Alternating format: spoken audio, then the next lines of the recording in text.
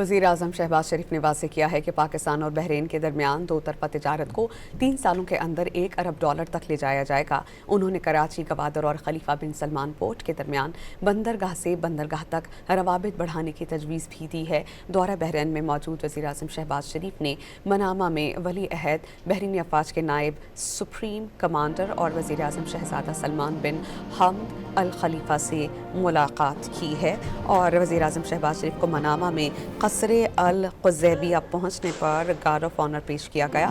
ملاقات میں اقتصادی تعاون گفتگو کا مرکز رہا۔ وزیر اعظم نے دو طرفہ تجارت کو بڑھانے کے امکانات کو اجاگر کیا۔